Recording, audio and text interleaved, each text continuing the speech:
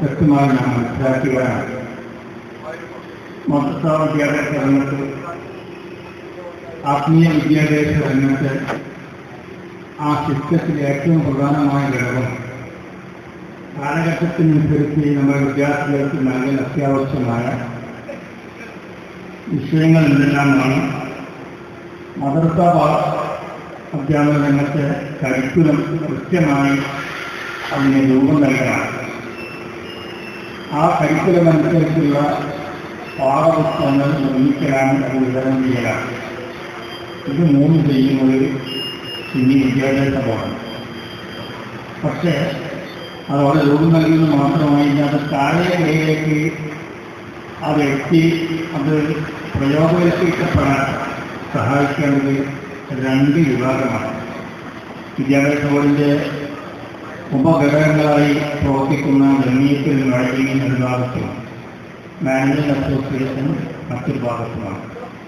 SJയും SMEയുമാണ് സത്യത്തിൽ ഈ പദ്ധതികൾ നടത്തി വരുത്തേണ്ടത്.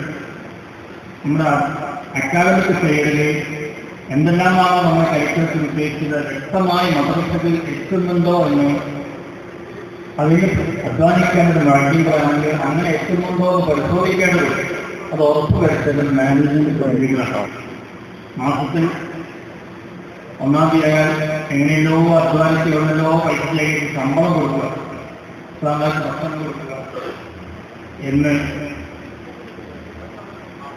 മാത്രമായി മാനേജ്മെന്റിന് ഉത്തരവാദിത്വം അങ്ങനെ തിരിഞ്ഞുപോകുന്നു. മറ്റൊന്നും നമുക്കറിയില്ല. ആ ആവശ്യത്തിന് ഫർണിച്ചറുണ്ടോ, കുട്ടികൾക്കുള്ള പ്രാഥമിക സൗകര്യങ്ങളുണ്ടോ, അല്ലെങ്കിൽ അധ്യാപകർ കൃത്യസമയത്ത് വരുന്ന സൈൻ ചെയ്യുന്നുണ്ടോ, അവർ അനധികൃതമായി ലീവ് എടുത്തു പോകുന്നുണ്ടോ, മദ്രസക്ക് അനാവശ്യമായി ലീവ് പ്രഖ്യാപിക്കുന്നുണ്ടോ, ഇതെല്ലാം മാനേജ്മെന്റ് ശ്രദ്ധിക്കേണ്ടതാണ്. എന്നാലേ മദ്രസകൾ കാര്യക്ഷമമായി നടത്തുകയുള്ളൂ. അതുകൊണ്ട് അങ്ങനെ വലിയ ഉത്തരവാദിത്വം തലയിൽ കേൾക്കുകയാണ് ഈ മാനേജ്മെന്റ് പ്രതിനിധികൾ.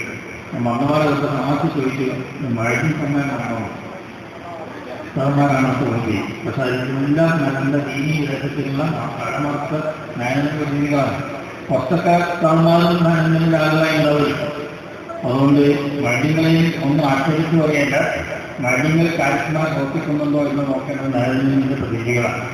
അത് വിചാരിച്ചിട്ട് അവിടെ വന്ന് അനാവശ്യമായി കൈകടത്തി പ്രശ്നങ്ങൾ ഉണ്ടാക്കാൻ പാടില്ല. അതൊക്കെ വിഷയമായി ഞാനൊന്നും പറയുന്നില്ല.